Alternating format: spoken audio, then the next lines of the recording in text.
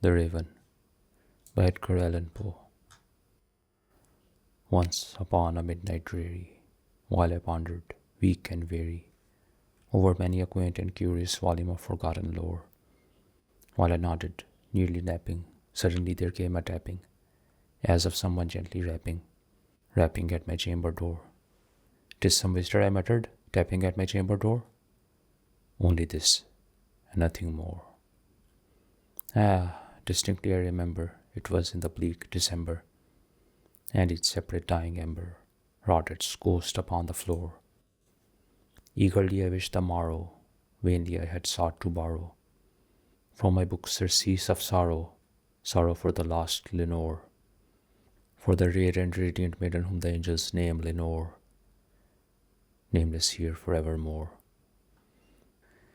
And the silken, sad, uncertain rustling of each purple curtain thrilled me, filled me with fantastic terrors never felt before, so that now to still the beating of my heart I stood repeating, "'Tis some visitor entreating entrance at my chamber door, some late visitor entreating entrance at my chamber door." This it is, and nothing more.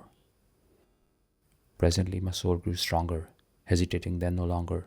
"Sir," said I, "or madam, truly your forgiveness I implore. But the fact is I was napping, and so gently you came rapping, and so faintly you came tapping at my chamber door, that I scarce was sure I heard you. Here I opened wide the door. Darkness there, and nothing more." Deep into that darkness peering, long I stood there wondering, fearing, doubting, dreaming dreams no mortal ever dared to dream before. But the silence was unbroken, and the stillness gave no token. And the only word there spoken was the whispered word, "Lenore." This I whispered, and an echo murmured back the word, "Lenore." Merely this, and nothing more.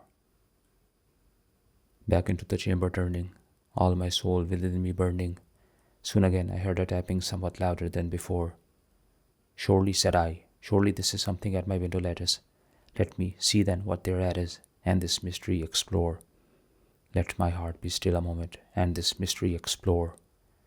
'Tis the wind, and nothing more." Open here I flung the shutter when, with many a flirt and flutter, in there stepped a stately raven of the saintly days of yore. Not the least obeisance made he, not a minute stopped or stayed he, but with mine afflored, O lady, perched above my chamber door, perched upon a bust of Pallas just above my chamber door, perched and sat, and nothing more.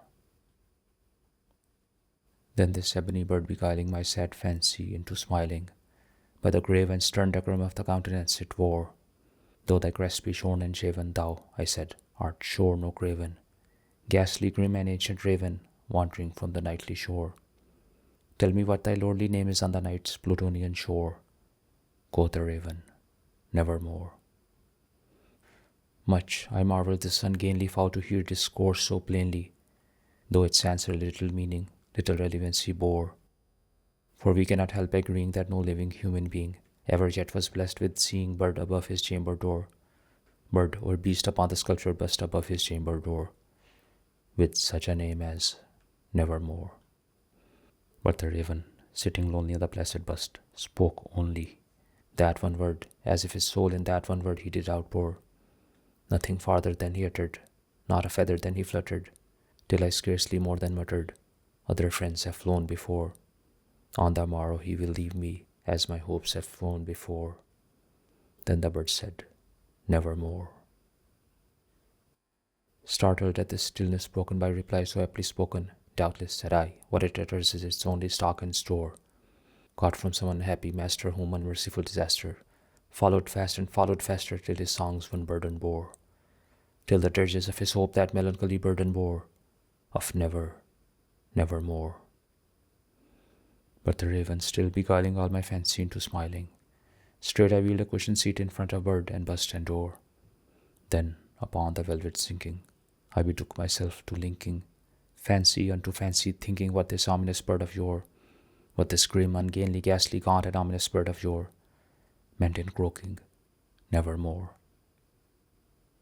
This I sat engaged in guessing, but no syllable expressing, to the fowl whose fiery eyes now burned into my bosom's core.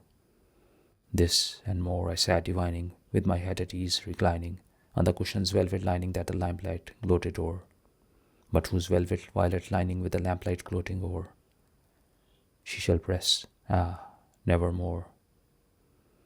Then, methought, the air grew denser, perfumed from an unseen censer, swung by seraphim whose footfalls tinkled on the tufted floor. Wretch, I cried, thy God had lent thee, by these angels he had sent thee, respite, respite and nepenthe from the memories of Lenore. Quaff, oh quaff this kind nepenthe, and forget this lost Lenore. Quoth the raven, nevermore. Prophet, said I, think of evil, prophet, still if bird or devil, whether tempter sent or whether tempest tossed thee here ashore, desolate, yet all undaunted, on this desert land enchanted, on this home by horror haunted. Tell me truly, I implore, is there balm in Gilead? Tell me, I implore. Quoth the raven, nevermore. Prophet, said I, think of evil, prophet, still if bird or devil, by the heaven that bends above us, by the God we both adore, tell this soul with sorrow laden, if within the distant Eden it shall clasp a sainted maiden whom the angels name Lenore, clasp a rare and radiant maiden whom the angels name Lenore. Quoth the raven, nevermore. Be that word or sign of parting, bird or fiend, I shrieked up starting, get thee back into the tempest and the night's Plutonian shore. Leave no black plume as a token of that lie thy soul has spoken. Leave my loneliness unbroken, quit the bust above my door. Take thy beak from out my heart and take thy phone from off my door. Quoth the raven, nevermore.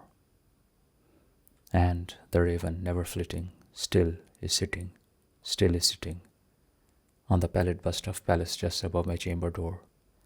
And his eyes have all the seeming of a demon's that is dreaming, and the lamplight o'er him streaming throws his shadow on the floor, and my soul from out that shadow that lies floating on the floor shall be lifted nevermore.